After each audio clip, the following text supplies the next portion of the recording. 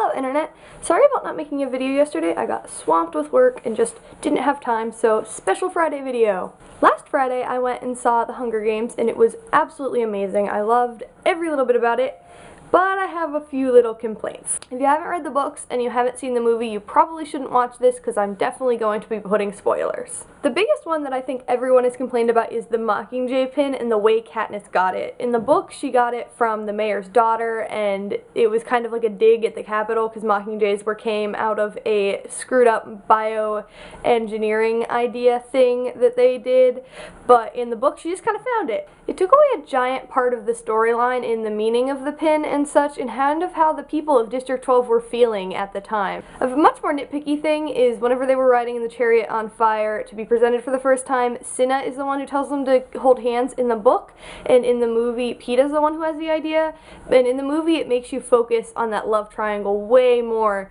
than it kind of was. It sets up the fact that he's in love with her from the very beginning of the movie. In the book, Haymitch gave them a lot more advice as far as training and getting sponsors and such, and in the movie they reference, Peeta says, Haymitch said that we weren't supposed to show off our skills and such like that. They like reference conversations that never happened on screen, and in the movie when Peeta asks to train alone, you don't really get why it's such a big deal that he wants to train alone.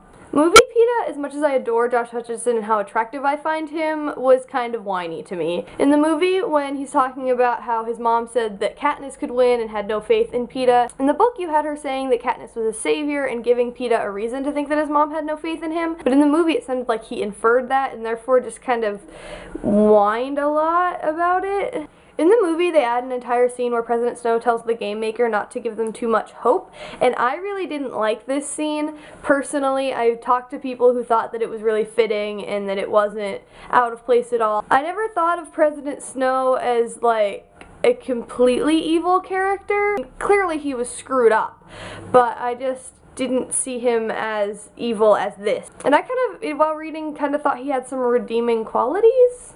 I don't know, maybe I'm just completely wrong. One of my biggest complaints about the movie is after Rue died, they added a revolt in District 11, and they like knocked over a bunch of Capitol equipment, and the Capitol had to come in and like stifle them down and such. It just made them seem so much more uncivilized and so much less than the Capitol and such, and I didn't like how it was portrayed at all. So on to the good things. I loved the way they portrayed the kind of love triangle idea. I liked that they didn't focus on it. They could have very much gone into that sort of thing, and they stayed with focusing on the game and just like showed Gale's face when they were kissing. I also really loved the costumes. It was absolutely how I pictured all of the people at the Capitol. A change that I really did like was at the end when they have the final battle between Katniss, Peeta, and the guy from District 1, and he gave this speech about how he was just built for killing people and they should just kill him and it would be like merciful and such, and I loved that speech,